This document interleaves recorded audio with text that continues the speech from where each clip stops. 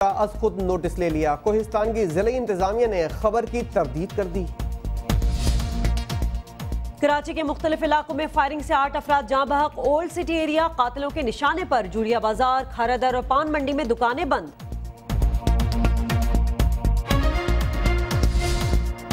वजीर खजाना और डिप्टी चेयरमैन सेनेट भी दोहरी शहरियत के हामिल निकले।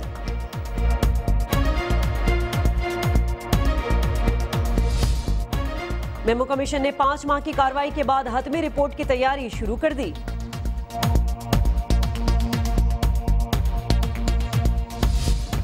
पाकिस्तान शहरियों की सेहत और तालीम पर खर्च करने में सबसे पीछे। श्रीलंका और बांग्लादेश भी आगे निकल गए। हैदराबाद में वासा मुलाजमीन ने तनख्वाह न मिलने पर फिल्टर प्लांट्स और सीवरेज पंप बंद कर दिए। लाहौर के तारीखी शेरांवाला गेट के साथ तारीख भी मिटने लगी। अखाड़े गायब, रिहायशी इमारतें मार्केटें बन गईं। USA 2012, Rhode Island! Olivia Culpo, which means the first runner-up. और रोड आइलैंड की 20 साला ओलिविया कल्पो मिस अमेरिका मुंतखब हो गई।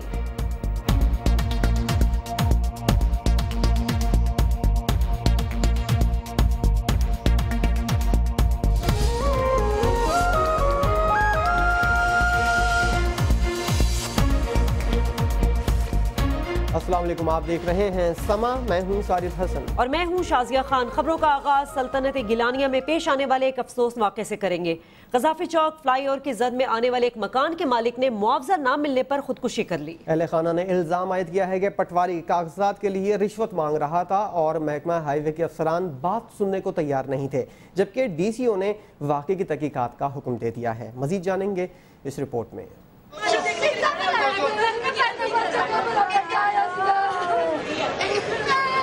वज़ीर आज़म गिलानी के शहर मुल्तान में गरीब फाकों से मर गया तो लोग भी दौड़े चले आए। अमजद जिंदा था तो कोई बात सुनने को तैयार न था, मर गया तो तमाशा लग गया। उसका मकान कज़ाफी चौक फ्लाईओवर की जद में आया तो खाली करने का हुक्म मिला। मुआवजे के लिए वो कभी पटवारी तो कभी महकमा हाईवे के दफातर में धक्के खाता रहा। महकमे ने मकान के कागजात मांगे और पटवारी ने मुबैना तौर पर रिश्वत। अपने ही मकान के कागजात के लिए रिश्वत मांगी गई तो उसका दिमाग घूम गया। गरीब था, लाचार था और कर भी क्या सकता था। फ्लाईओवर पर चढ़ा, हसरत से आबाई इलाके पर नज़र दौड़ाई और फिर छलांग लगा दी। अमजद ने जहां आँख खोली थी वहीं हमेशा हमेशा के लिए आंखें बंद कर लीं। गम से निढाल अजीज़ व अकारिब कहते हैं यहाँ गरीब को उसका हक कोई भी नहीं देता। पटवारी और वो दूसरे कहता है कलेक्टर भी हमें 15-20 लाख रुपए रिश्वत दो, हम आपको नए कागज बनवा के देंगे, फिर उस पे देंगे आपको पेमेंट। कादे पैसे दईए असी और साढ़े को 1 रुपया नहीं हैगा और ना इन्हों कोई चाचा, ना ताया, ना दादा, ना बाप। इसके बच्चों पे ही नहीं तरस कर रहा है उन्होंने। और कह रहा उसने कहा मैं खुदकुशी करता हूँ, कह रहा कल अभी देर क्यों लगा रहा, अभी करूँ जाके। उनसे तंग आके इसने खुदकुशी करी है। मेरे उस्ताद के छोटे छोटे बच्चे हैं, इनको शर्म नहीं आती। 1 साल से बेचारा धक्के खा रहा था। मुल्तान के शहरियों का कहना है कि वो तरक्याती मंसूबों के लिए वज़ीर आज़म के एहसानमंद हैं, लेकिन ऐसे मंसूबे जो मजलूमों के जज्बात का खून कर दें भला देर पा कैसे हो सकते हैं। अवाम ने मुतालबा किया कि तमाम मुतासरा अफराद को फौरी तौर पर मुआवजा दिया जाए ताकि कोई और अमजद मौत को गले लगाने पर मजबूर ना हो। गरीब अमजद से जब कुछ बन ना पड़ा तो उसने मौत को गले लगा लिया। इसी बारे में मजीद बात करेंगे। खुदकुशी करने वाले घर पर मौजूद हैं समा के नुमाइंदे शहजाद फरीद। शहजाद, यकीनन गम से निढाल है अहले खाना, इस वक्त क्या गुजर रही होगी उन पर, लेकिन इलाका मकीन क्या कहते हैं? जी बिल्कुल सही आपने कहा कि यहाँ पर जो है लोग गम से निढाल हैं और एक अफसोसनाक वाक़या जो आज रूनुमा हुआ है और इस सिलसिले में जो है अहले इलाका जो है वो काफ़ी जो है वो गम से निढाल हैं और तमाम अजीज़ व अकारिब भी यहाँ पर पहुँचना शुरू हो गए हैं, जबकि अमजद के घर पर भी लोगों का तांता बंधा हुआ है। और इसी तरह जो सूरत हाल है वो यही चल रही है कि इंतज़ामिया की जानिब से भी अभी इस बात की यकीन दहानी कराई जा रही है कि DCO मुल्तान ने भी यही बात की है कि जो है इस वाक़े की जो है नोटिस लिया जा रहा है और ख़ुद जो है DCO मुल्तान और कमिश्नर मुल्तान जो है वो इस इस वाक़े की इंक्वायरी कर रहे हैं और जो भी अगर इसमें पटवारी या किसी की भी नेगलिजेंस पाई गई है और किसी की तरफ से कोई भी जिम्मेदार इसमें ठहराया जाएगा तो उसके खिलाफ फौरी कार्रवाई की जाएगी और सख्त से सख्त कार्रवाई की जाएगी। ताहम जो है वो अमजद जो है वो तो अब नींद सो चुका है, तो अभी जो है इस वाक़े की तहकीकात भी की जा रही हैं कि क्या आया कि जो है इसमें कौन से पटवारी या कौन से ऐसे अवामिल मुलविस थे जिनकी वजह से ये तमाम वाक़या जो है वो रूनुमा हुआ है और उसके बाद जो क्या ऐसी क्या ज़रूरत आन पड़ी थी कि उसको मजबूरन जो है ख़ुदकुशी करना पड़ी है और उसने उसी फ्लाईओवर के नीचे जिसकी वजह से उसका घर जो है वो उसके पैसे नहीं दिए जा रहे थे, मुआवजा नहीं दिया जा रहा था, जबकि उसको नोटिस ये दिया जा रहा था कि फौरी तौर पर वो अपना घर जो है वो खाली करे ताकि फ्लाईओवर का जो काम है वो जो है वो जारी रखा जा सके और उसे मुकम्मल किया जा सके। लेकिन अमजद और उसके अहल खाना जो थे वो इसी बात पर अटे थे कि उन्हें जो है जो उनके कागज़ हैं उन्हें सही करके उन्हें मुआवजा दिया जाए ताकि जो है क्योंकि ये उनके आबाई जो है वो ज़मीन है और जिसके बाद जो अरसा दराज से वो लोग यहाँ पर रहेगा। इसी बारे में हम बात करेंगे। टेलीफोन लाइन पर मौजूद हैं DCO मुल्तान जाहिद अख्तर जमान। जाहिद साहब, यकीनन आपके इल्म में ये वाक़या आ गया होगा, आप तहकीकात भी कर रहे हैं, सबसे पहले तो आपके इल्म में क्या बात है ये बताइए।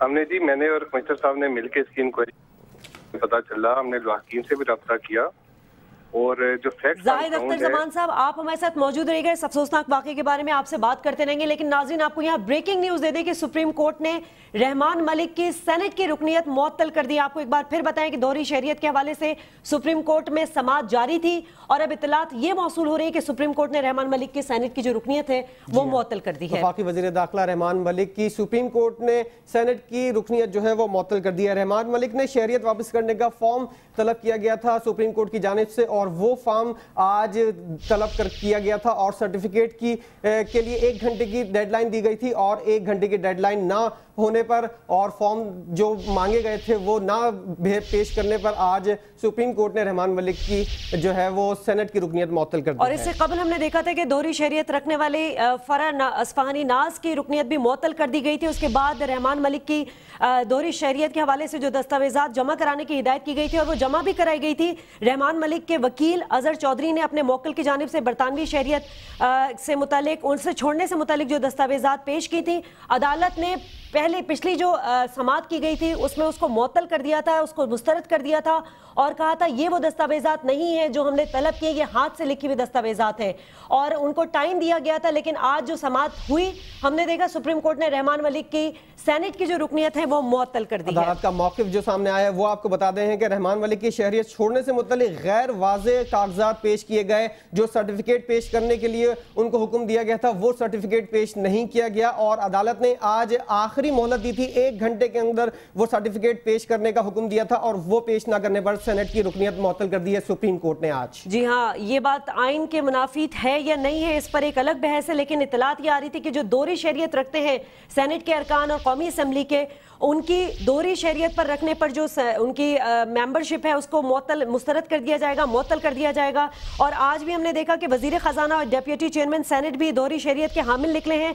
वजीर खजाना अहमद मुख्तार और deputy chairman senate Nayyar Hussain Bukhari हैं, उनकी दोहरी शरीयत के हामिल निकले हैं, वो भी ये भी इत्तलात सामने आई हैं। लेकिन आपको ये भी बता दें कि रहमान मलिक के केस की समाअत जारी थी और उनके जो वकील हैं अजहर चौधरी एडवोकेट, उन्होंने कहा था कि रहमान मलिक लंदन से वापस आ रहे थे और उन्होंने आने के बाद जब वो अभी पिछला उन्होंने दौरा किया था उसके बाद उन्होंने जो डॉक्यूमेंट्स जो दस्तावेजात पेश की थी और उनको कहा था कि मोहलत दी जाए, लेकिन देखने में आया कि वो दस्तावेजात अदालत ने मुस्तरद कर दिया और कहा कि ये वो दस्तावेज नहीं जो तलब की गई थी। ये रहमान मलिक के अपने हाथ से लिखा हुआ फॉर्म है, इसकी हैसियत कागज के टुकड़े से ज्यादा नहीं। ये जस्टिस जवाद एस ख्वाजा ने रिमार्क्स दिए थे जो हमने पहले समाअत देखी थी और आज जब ये समाअत शुरू की गई तो सुबह से ही इस पर नजर थी सबकी और अब जो समाअत मुकम्मल की गई है तो उस पर इत्तलात ये है कि सुप्रीम कोर्ट ने रहमान मलिक की सेनेट की रुकनियत मुअत्तल कर दी है। चीफ जस्टिस की सरबराही में 3 रुकनी बेंच ने यह फैसला सुना दिया है और अब यह फैसला सामने आया है कि सेनेट की रुकनियत मुअत्तल कर दी गई है सुप्रीम कोर्ट की जानिब से। इस बारे में मजीद बात करेंगे, हमारे नुमाइंदे खालिद अजीम इस वक्त सुप्रीम कोर्ट के बाहर मौजूद हैं, उनसे मजीद जानते हैं। जी खालिद, बताइएगा फैसले में मजीद क्या कहा गया है?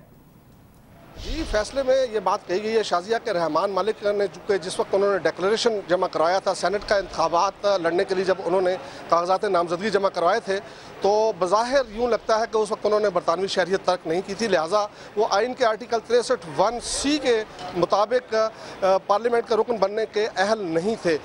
इसलिए उनको जो है वो उस वक्त तक जब तक कि वो इस बात का सबूत नहीं दे देते कि उन्होंने एक नाअहल शख्स की हैसियत से इलेक्शन लड़ा था, उस वक्त तक उनकी रुकनीत जो है वो मुअत्तल की जाती है। अगरचे अटॉर्नी जनरल ने इससे पहले अदालत के साथ इस मामले में आर्गूमेंट करने की कोशिश की थी और उनका कहना यह था कि इस अदालत को किसी रुकन की रुकनीत मुअत्तल करने या मनसूख करने या नाअहल करार देने का इख्तियार नहीं है। अदालत ने उनके इस बयान को जो है वो अपने फैसले का हिस्सा बनाया है और साथ ही ये कहा है कि अभी इसका मरहला नहीं आया, ये क्वेश्चन जो है उस वक्त उठेगा जब फैसला हतमी मराहल में आ रहा होगा। अदालत ने इस बात का तज़किरा किया कि रहमान मलिक को मुतअद्दिद मौक़े इस बात के लिए दिए, रहमान मलिक को इस बात के लिए मुतअद्दिद मौक़े दिए गए कि वो शहरियत तर्क करने का वो सर्टिफिकेट, वो डिक्लेरेशन पेश करें जो बरतानवी हुकूमत उसी वक्त जारी कर देती है जबकि वो ऐसी शहरियत तर्क करने के लिए दरख्वास्त देते हैं और वही जो दरख्वास्त का फॉर्म होता है उस पर मोहर लगा के वो उसी वक्त वापस कर दी जाती है। लेकिन ऐसा कोई सर्टिफिकेट जो है, ऐसा डिक्लेरेशन आज तक अदालत के बार बार मांगने के बावजूद पेश नहीं किया गया और इससे पहले जबकि फैसला नहीं लिखवाया गया था उस मरहले पे भी जस्टिस जवाद एस ख्वाजा ने कहा कि अदालत का मजाक बनाया जा रहा है, हम जो डॉक्यूमेंट मांगते हैं वो हमें नहीं दिया जा रहा, उसके अलावा आप जो मर्जी डॉक्यूमेंट्स उठा के दे दें उसका कोई फ़ायदा नहीं। और इसके बाद जब अदालत ने ये फैसला लिखवाना शुरू किया तो उससे पहले अटॉर्नी जनरल ने ये एतराज़ किया था कि अदालत ने फरहनाज इस्फहानी की रुकनीत मुअत्तल करके भी अपने इख्तियार से तजावुज़ किया है क्योंकि आइन के तहत सुप्रीम कोर्ट को इस बात का इख्तियार हासिल नहीं कि वो किसी पार्लियामेंट के रुकन की रुकनीत को मुअत्तल करे या उसे नाअहल करार दे। लेकिन अदालत ने उनकी इस बात को नोट करने के बाद ये फैसला लिखवा दिया जिसके मुताबिक रहमान मलिक उस वक्त तक नाअहल करार पाए हैं जब तक कि वो इस बात को साबित नहीं कर देते कि जब उन्होंने सेनेट के लिए कागजात नामजदगी जमा करवाए थे तो उस वक्त वो बरतानवी शहरी नहीं थे और दोहरी शहरियत के हामिल नहीं थे। जी शाजिया। अच्छा, आप ये भी बताइएगा जैसे कि इससे पहले फरहनाज इस्फहानी की रुकनीत मुअत्तल कर दी गई थी, अब और से वो अरकान जिनकी दोहरी शरीयत की जो हामिल हैं उनके बारे में क्या फैसला हो सकता है? जी, और किसी रुकन के बारे में अभी कोई ऐसी चीज़ सामने नहीं आई। जाहिद इकबाल जो कि एक और रुकन थे उनकी जानिब से आज भी इस बात पे इसरार किया गया कि वो उनके पास जो पासपोर्ट है वो पाकिस्तानी है और वो कभी भी बरतानवी शहरी नहीं रहे, बल्कि आज एक सीनियर वकील सुप्रीम कोर्ट मलिक वहीद अंजुम ने जो 14 अरकान की फहरिस्त जमा कराई है जिसमें कि जाहिद इकबाल का नाम दोबारा दिया गया था, उसके आगे एक पासपोर्ट नंबर भी लिखा हुआ था, लेकिन उस नंबर की जो है वो तरदीद की है जाहिद इकबाल ने और ये कहा कि ये गलत तौर पे उनसे ये नंबर मंसूब किया जा रहा है। इसके अलावा जो 13 अरकान हैं जाहिद इकबाल को छोड़ के जो 13 अरकान उस फहरिस्त में शामिल हैं जिसमें ख्वाजा आसिफ है, जिसमें सेनेट के डिप्टी चेयरमैन साबिर बलोच हैं, नादिया गबोल हैं, इन तमाम अरकान को जो है वो आज अदालत ने नोटिस जारी कर दिया है मलिक वहीद अंजुम की उस दरख्वास्त पे कि ये तमाम के तमाम अरकान पार्लियामेंट जो है या अरकान सूबाई असम्बली ये भी दोहरी शहरियत के हामिल हैं, लिहाजा ये भी आइन के आर्टिकल 63(1)(c) के तहत नाअहल करार पाते हैं। आज अदालत ने उनको नोटिस जारी कर दिया है, जबकि एक और रुकन इफ्तिखार नज़ीर जो है उनके वकील की जानिब से आज फिर इस बात की तरदीद की गई है कि वो किसी दूसरे मुल्क के शहरी, उनका कहना है कि वो सिर्फ और सिर्फ पाकिस्तानी पासपोर्ट के हामिल हैं और उन्होंने कभी भी किसी दूसरे मुल्क की शहरियत हासिल नहीं की। जी शाजिया। हमने देखा फरहनाज इस्फहानी वजीर नहीं थी लेकिन वफाकी वजीर दाखिला है रहमान मलिक, तो अब आपको क्या नजर आ रहा है? आप हमें ये बताइए कि अब वो अपने फराइज अंजाम दे सकेंगे?